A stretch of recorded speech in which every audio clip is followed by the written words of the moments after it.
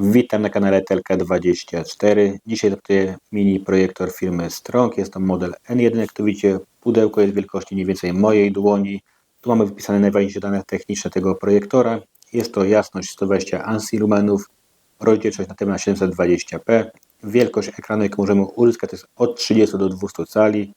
Żywotność lampy to jest 30 000 godzin. Jest lekki oraz ma budowanego media playera, czyli możemy wszystko na nim odtwarzać. To za chwilkę sprawdzimy. Dobrze, nie przedłużam, zobaczymy jego zawartość, następnie go podłączymy, zobaczymy jaki jest obraz tego projektora i czy możemy wszystko odtwarzać co chcemy.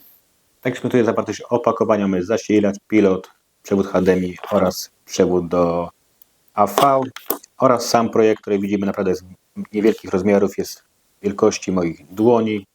Z przodu widzimy, że mamy tutaj lampę, na górze mamy przyciski do chodzenia po menu, będziemy mogli chodzić oczywiście tymi przyciskami oraz pilotem i też mamy do ustawienia ostrości oraz trapezu. Tu mamy wszystko ręcznie, nie mamy tu żadnego autofokusa ani autokestona. Z boku mamy wyjście na słuchawki, wejście na przewód AV, z tyłu jest wyjście HDMI na USB, podczerwień do obsługi pilota oraz zasilanie. Tu chyba z tej strony widzimy, że mamy też głośnik, od dołu mamy 4 gumowe nóżki, żeby tam nie ruszał się. Do tego mamy taką śrubkę, żebyśmy mogli go troszeczkę ustawić pod kątem oraz możemy go też zamontować na stojaku przy pomocy śrubki. Ja akurat go zamontuję na stojaku, bo ostatnio zauważyłem, że stojak od starej lampy pasuje do tych wszystkich mini projektorów, to go zamontuję na tym stojaku.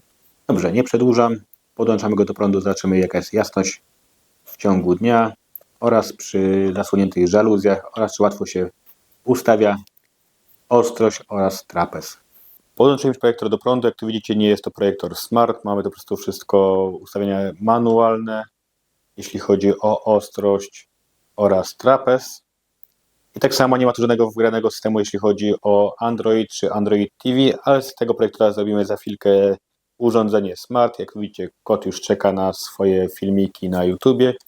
Ale zanim do tego dojdziemy, sprawdzimy jak wygląda ogólnie ustawienia tego projektora. Mamy tu zakładkę obraz. Możemy sobie zrobić obraz standardowy, dynamiczny oraz własny. Tutaj delikatnie jeszcze ostrość dojadę, bo widzę, że jest minimalnie rozjechana. Możemy też zrobić zooma, jak widzicie, od 50 do 100%, czyli możemy ten obraz pomniejszyć. Wrócimy go do 100% oraz temperatura kolorów, też możemy po prostu sobie troszeczkę się pobawić tymi ustawieniami.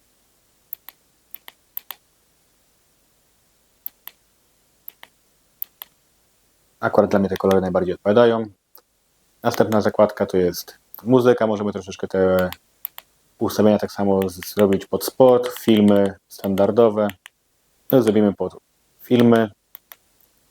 Ustawić możemy godzinę, po jakim czasie ma się projektor wyłączyć. Oraz ostatnia zakładka.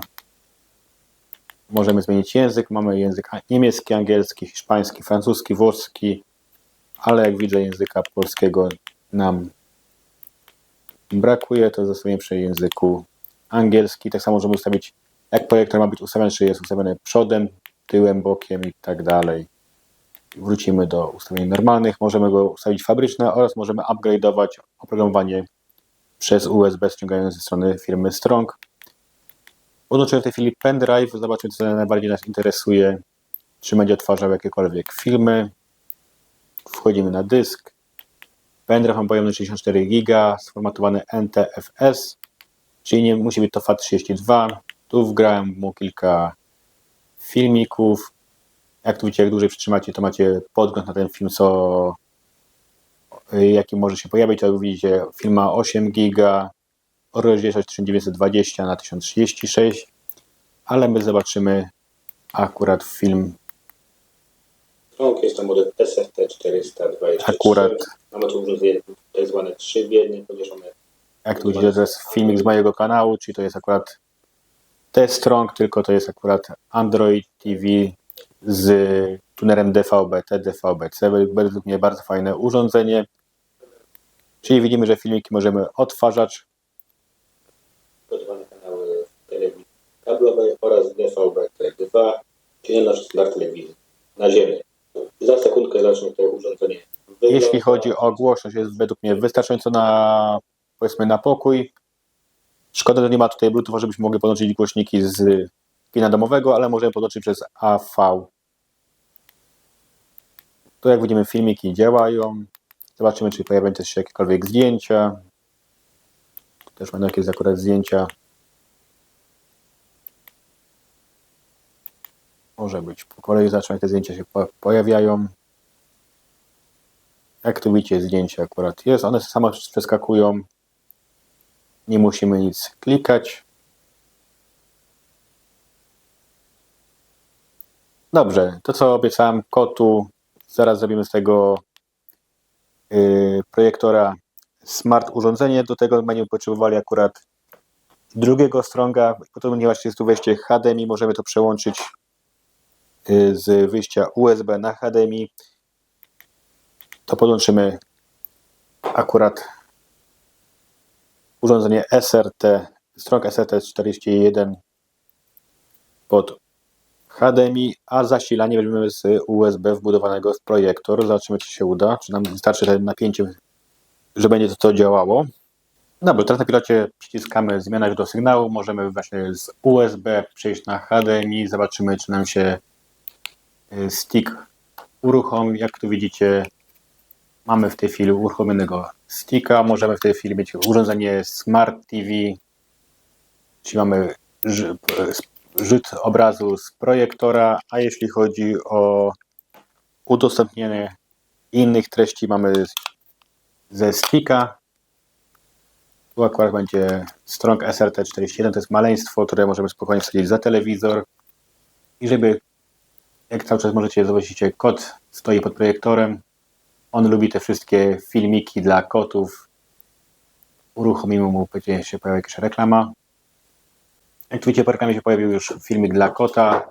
Od razu kot szaleje, próbuje łapać małe myszki. Widać, że koci instynkt, mimo że to jest kot domowy, cały czas w nim siedzi. Co wolicie? To powiedzmy taki mini projektor, do tego dodatkowe urządzenie, taki powiedzmy stick, żeby było urządzenie smartowe, wiadomo, lub możemy po prostu odtwarzać filmy bezpośrednio z pendrive'a, czy tam zdjęcia pokazywać rodzinie na dużym ekranie. W tej chwili to jest jakieś, nie wiem, około ponad 60 cali, bo mam do porównania z telewizorem, który ma 60 cali, to tam ten telewizor jest sporo mniejszy od tego ekranu, co w tej chwili widzicie. Obraz jest według mnie ładny, mimo że to jest tylko 120 ANSI lumenów, to w tej chwili jest godzina 14:40. Spokojnie mogę ten obraz oglądać na ścianie. Żaluzje nie są zasłonięte, po prostu jak jest dzisiaj pochmurny dzień, to akurat nie muszę tego zasłaniać. Na pewno polecam taki projektor dla miłośników kotów. Jak widzicie, mój kot wszystkie projektory kocha. Zawsze jak usłyszy ten szum już delikatny, tu akurat będę powiedzieć, delikatnie szumi ten projektor, już wie, że będzie miał jakikolwiek filmik do obejrzenia.